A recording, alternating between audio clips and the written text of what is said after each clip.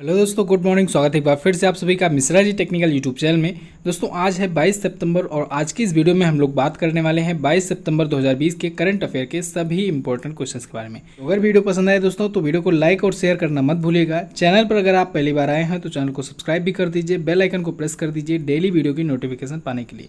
साथ ही साथ daily video की नोटिफिकेशन और PDF फाइल पाने के लिए आप हमारे टेलीग्राम ग्रुप से जुड़ सकते हैं।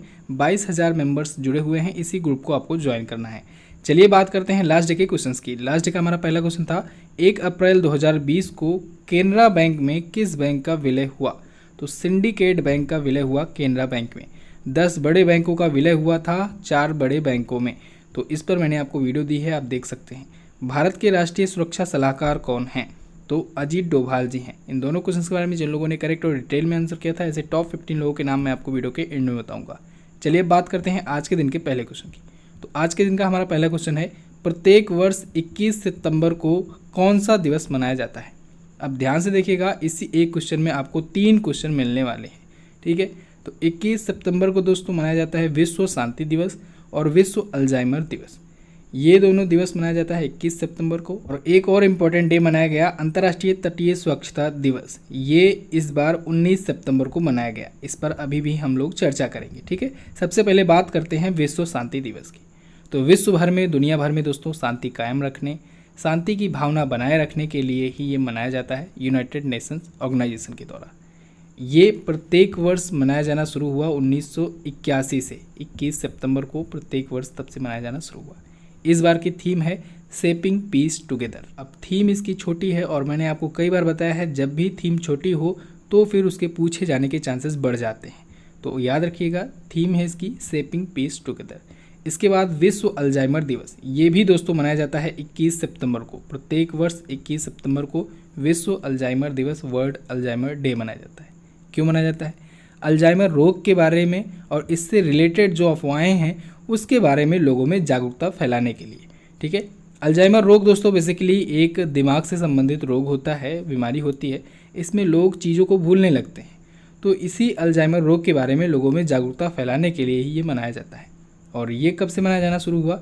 तो 1994 से, 1994 से ये मनाया जाना शुरू हुआ। और वर्ल्ड अल्जाइमर डे की इस बार थीम रखी गई है लेट्स टॉक अबाउट डिमेंटिया। क्या?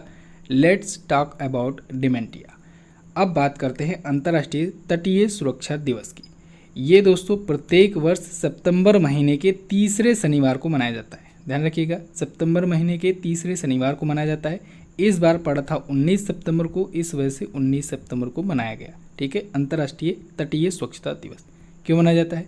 लोगों को दोस्तों समुद्र के तटों को साफ सुथरा रखने के लिए और उसके प्रति जागरूक करने के लिए, प्रेरित करने के लिए ये मनाया जाता है। ये कब से मनाया जाना शुरू हुआ? तो ये 1986 से मनाया जाना शुरू हुआ, 1986 से मनाया जाना शुरू हुआ है। अब देखिए, इसकी भी थीम रखी गई है। थीम क्या है? अचीविंग ए ट्रेस फ्री कोस्ट लाइन। क्या? अचीविंग ए ट्रेस फ्री कोस्ट लाइन है इसकी थीम। तो इस क्वेश्चन का आंसर होगा उपरोक्त दोनों, लेकिन एक और इम्पॉर्टेंट डे आपको इसी से याद रखना है। नेक्स्ट बात करते हैं। अगला, प्रधानमंत्री नरेंद्र मोदी जी ने किस राज्य में 3 मेगा ब्रिज का उद्घाटन किया? तो अभी हाल ही में बिहार में दोस्तों 3 मेगा ब्रिज का उद्घाटन किया है प्रधानमंत्री नरेंद्र मोदी जी ने। ये तीनों ब्रिज कौन कौन से हैं? एक तो पटना में दोस्तों महात्मा गांधी सेतु जो है उसी के समांतर में बनाया गया है। एक भागलपुर में विक्रमशिला सेतु जो है उसी के समांतर में बनाया गया है। और एक कोसी के फुलौत में एक ब्रिज है, वो बनाया गया है। ये तीनों ब्रिज 4 लेन ब्रिज हैं, ठीक है।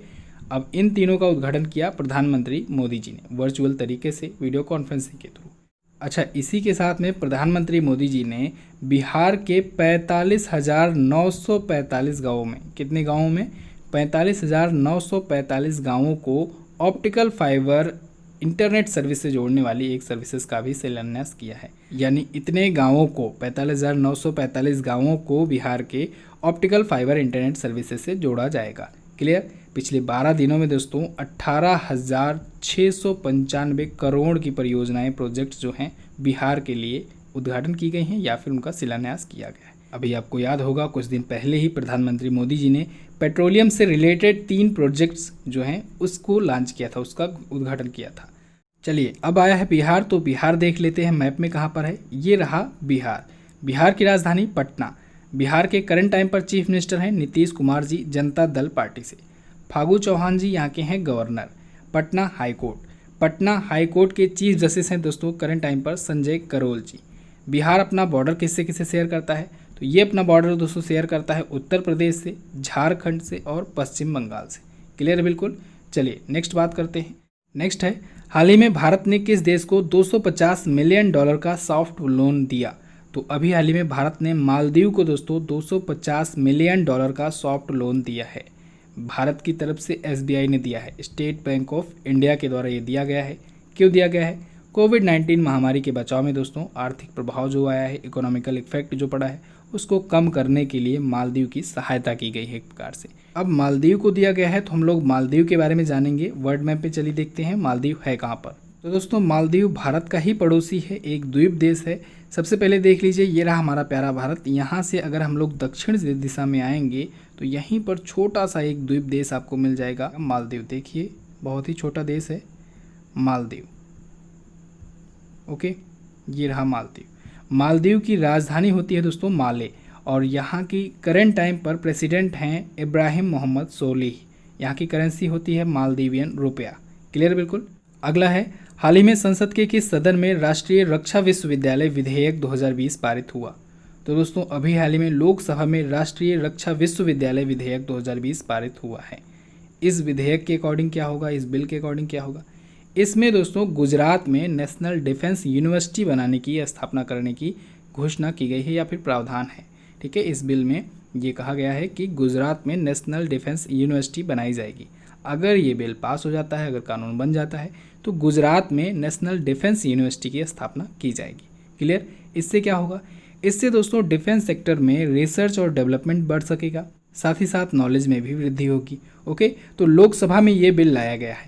यहीं पर दोस्तों अभी किसानों से रिलेटेड 3 बिल लाया गया था, और अभी मैंने आपको कल की वीडियो में राज्यसभा के 2 बिल के बारे में बताया, और मैंने आपको ये भी वादा किया है आपसे कि जैसे ही ये संसद का मानसून सत्र समाप्त होता है, मैं आपको जितने भी बिल लाए गए हैं, जितने भी बिल पास हुए या नहीं, इन सब पर आपको एक सेपरेट वीडियो बना करके दे दूंगा। तो आप लोग बिल्कुल चिंता मत कीजिए। लोकसभा के बारे में थोड़ा सा इन्फॉर्मेशन ले लीजिए। यहाँ पर टोटल सीटों की संख्या हो सकती है दोस्तों 552, लेकिन अभी 545 हैं। ठीक है, 545 हैं टोटल सीटें, जिसमें होते हैं 543 + 2। ये 543 जो होते हैं वो जनता द्वारा चुनाव के द्वारा आते हैं, यानी आम जनता द्वारा सीधे चुनकर आते हैं संसद, वो होते हैं। 2 एंग्लो इंडियन होते हैं, इनको राष्ट्रपति नियुक्ति करता है। ठीक है, राष्ट्रपति द्वारा इनकी नियुक्ति की जाती है। लोकसभा के अध्यक्ष हैं ओम बिरला जी, और लोकसभा जो होता है ये निम्न तथा आम सदन के रूप में भी जाना जाता है।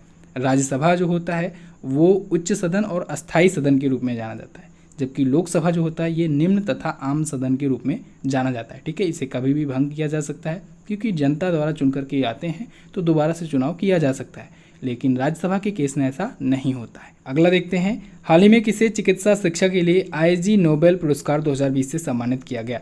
तो प्रधानमंत्री नरेंद्र मोदी जी को चिकित्सा शिक्षा के लिए, मेडिकल एजुकेशन के लिए IG नोबेल पुरस्कार 2020 से सम्मानित किया गया है। इन्हें मेडिकल एजुकेशन के बारे में दिया गया है। इनके दिए जाने के पीछे का तर्क ये है कि कोविड-19 के दौरान दुनिया को ये दिखाने के लिए कि नेता भी डॉक्टर्स और साइंटिस्ट की तरह किसी बीमारी या महामारी के दौरान उसके बचाव में लोगों पर इफेक्ट डाल सकते हैं, प्रभाव छोड़ सकते हैं। तो इसी वजह से इनको दिया गया है ये अवार्ड। अब IG नोबेल पुरस्कार होता क्या है? तो दोस्तों IG नोबेल पुरस्कार भी नोबेल प्राइज़ की तरह ही प्रत्येक वर्ष दिया जाता है, हर साल दिया जाता है, लेकिन इसको ज़्यादा सीरियसली लेने की ज़रूरत नहीं है। ये व्यंग्यात्मक रूप से दिया जाता है, यानी हंसी मजाक के लिए दिया जाता है। ठीक है, तो गंभीरता से इसे कोई नहीं लेता है।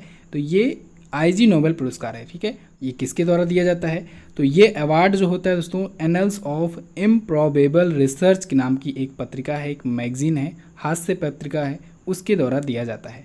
क्लियर है। अच्छा, नरेंद्र मोदी जी ये अवार्ड पाने वाले दूसरे प्रधानमंत्री बन गए हैं भारत के। इससे पहले अटल बिहारी वाजपेयी जी को भी मिल चुका है ये अवार्ड। कब मिला था? जब उन्होंने परमाणु परीक्षण किया था। तो परमाणु परीक्षण करने के बाद उन्होंने कहा था इससे दुनिया में शांति आएगी, इस वजह से ये अवार्ड उनको दिया गया था। ठीक है, एक तो परमाणु परीक्षण किए, उसके बाद बोले कि इससे दुनिया में शांति आएगी, शांति की बात की है। तो इस पर लोगों ने, इस पत्रिका ने इनका मजाक उड़ाया था। हालांकि भारत के नज़रिए से देखा जाए तो उस परीक्षण के बाद से, उस परमाणु परीक्षण के बाद से भारत की अलग पहचान बन गई दुनिया में। नेक्स्ट बात करते हैं, हेलीकॉप्टर स्ट्रीम में ऑब्जर्वर के रूप में शामिल होने वाली महिला कौन बनी?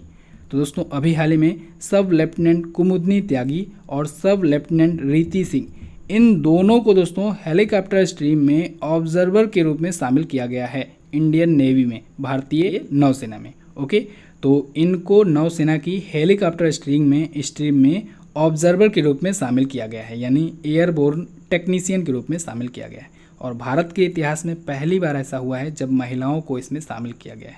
ये दोनों लेडी फर्स्ट लेडी ऑफिसर बनेंगी जो युद्धपोत से संचालित होने वाली महिला हवाई लड़ाकू विमानों में, फाइटर प्लेन्स में तैनात होंगी। क्लियर? तो सब लेफ्टिनेंट कुमुदनी त्यागी और सब लेफ्टिनेंट रीति सिंह, इन दोनों का नाम आपको याद रखना है। दोस्तों उत्तर प्रदेश स्पेशल जीके और करंट अफेयर की ई बुक आ चुकी है MZT ऐप पर, तो आप लोग MZT ऐप से जाकर के इसे परचेज कर सकते हैं। इसमें उत्तर प्रदेश की सामान्य ज्ञान को दोस्तों अध्यायवार यानी कि चैप्टर वाइज कवर अप किया गया है। साथ ही साथ आपको 2020 का करंट अफेयर भी मिल जाता है, प्रैक्टिस सेट भी मिलेगा आपको, उत्तर प्रदेश से रिलेटेड आपको सारी जानकारियाँ मिल जाएंगी। इसमें 23 चैप्टर हैं दोस्तों, 23 चैप्टर के माध्यम से सभी टॉपिक को कवर अप किया गया है।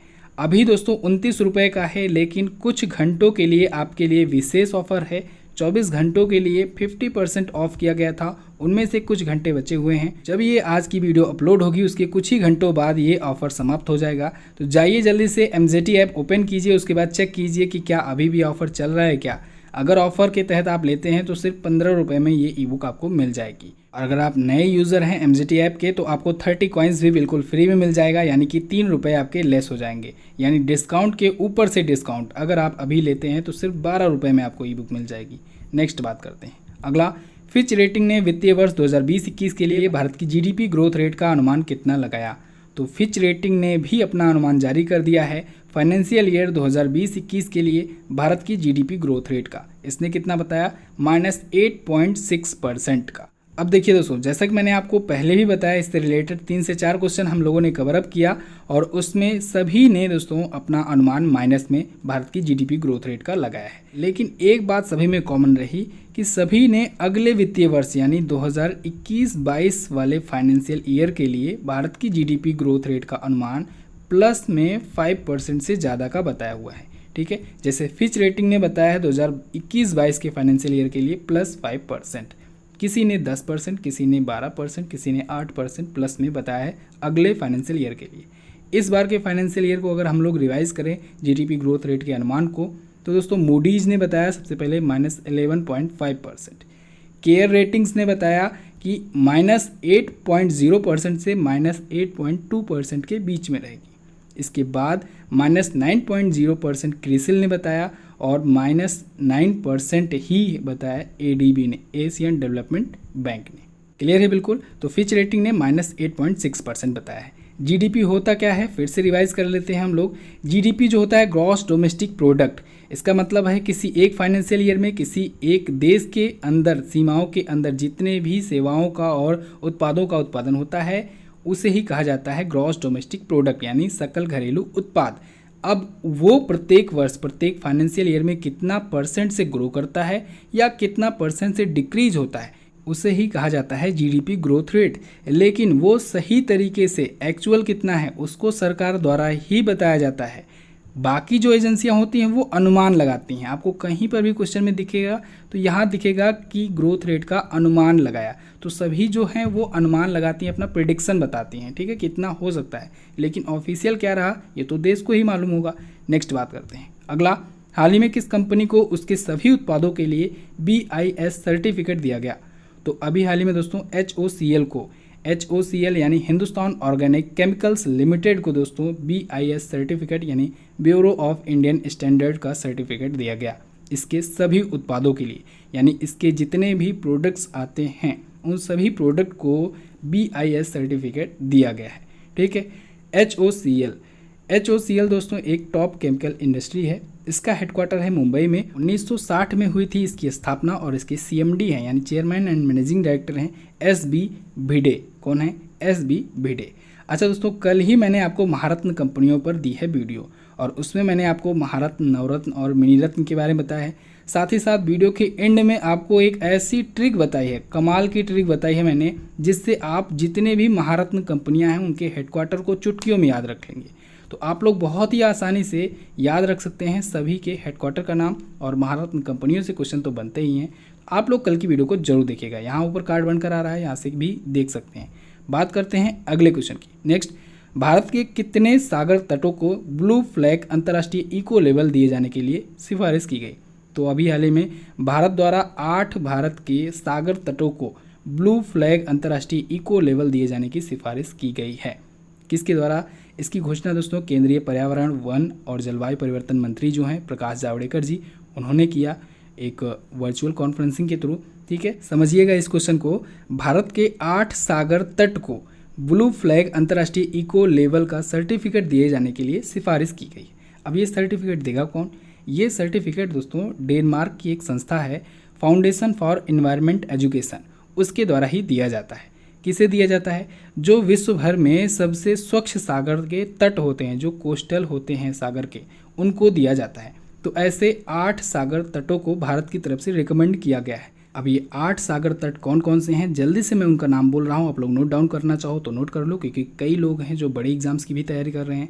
तो इसमें गुजरात का शिवराजपुर तट है, दमन दीव का घोघला घाट तट है, घोघला तट, कर्नाटक का कासरगोड बीच है, कर्नाटक का पदुबिर्दी बीच है, केरल का कप्पड़ बीच है, और आंध्र प्रदेश का रुषिकोंडा बीच है, उड़ीसा का गोल्डन बीच है, अंडमान निकोबार का राधानगर बीच है। चलिए, नोट डाउन नहीं कर पाए हो तो थोड़ा सा पीछे करके फिर से देख लीजिएगा। बात करते हैं अगले क्वेश्चन की। भारतीय रेलवे ने कब से कब तक स्वच्छता पखवाड़ा मनाए जाने की घोषणा की? भारतीय रेलवे दोस्तों 16 सितंबर से 30 सितंबर तक स्वच्छता पखवाड़ा मना रहा है। क्यों मनाया जा रहा है? तो भारतीय रेलवे के द्वारा सभी स्टेशंस जो हैं, सभी ट्रेनें जो हैं, सभी पटरियाँ, कॉलोनियाँ और भी जो रेलवे से रिलेटेड जो भी प्रतिष्ठान हैं, उनकी व्यापक तरीके से साफ सफाई और स्वच्छता के लिए ही ये मनाया जा रहा है स्वच्छता पखवाड़ा। ठीक है, भारतीय रेलवे आया है, इसके बारे में बेसिक इन्फॉर्मेशन जानिए। भारतीय रेल मंत्री हैं दोस्तों पीयूष गोयल जी, भारतीय रेलवे बोर्ड के अध्यक्ष हैं विनोद कुमार यादव जी। तो बस दोस्तों आज के दिन की टॉप 10 करंट अफेयर में बस इतना ही। आई होप आपको वीडियो पसंद आई होगी, और वीडियो आज आप लोग शेयर जरूर कर देना। आप लोग शेयर करना भूल जाते हो, मैं कहता नहीं हूँ तो आप लोग शेयर ही नहीं करते हो। वीडियो को आज आप लोग कम से कम 5 से 10 ग्रुप्स में शेयर जरूर करना। वीडियो पसंद आई है तो लाइक भी कर देना, सब्सक्राइब भी कर लेना चैनल को अगर आप पहली बार आए हो चैनल पर। तो बात करते हैं क्वेश्चन ऑफ द डे की। आज का पहला क्वेश्चन है आपके लिए, राष्ट्रीय शिक्षक पुरस्कार 2020 किसके द्वारा प्रदान किया गया? अगला, बंगस आवाम मेला कहाँ मनाया गया? दोनों ही क्वेश्चन है इंपॉर्टेंट, दोनों के बारे में आपको जो पता हो डिटेल में आंसर कीजिएगा। चलिए अब दोस्तों हम लोग बात कर लेते हैं उन लोगों के नाम की जो लोग कल की वीडियो में करेक्ट और डिटेल में आंसर किए थे। लेकिन उससे पहले आपको बता दूंगा इसकी क्विज भी आ गई है, तो आप लोग जा करके क्विज भी सॉल्व कर लो। उनके नाम है दोस्तों रमजान खान, शुभम यादव, आरती दास, रेखा बुनकर, राहुल कुमार, अमित चौधरी, सोनू, श्याम शेर कुमार, नरेंद्र मीणा, श्रेया गुप्ता, रवि शंकर, नेहा जायसवाल, कीप ग्रोइंग, राहुल यादव, अंशिका गुप्ता। तो चलिए दोस्तों बस फिलहाल आज के लिए बस इतना ही, मिलते हैं नेक्स्ट वीडियो में, तब तक के लिए नमस्कार, जय हिंद, वंदे मातरम।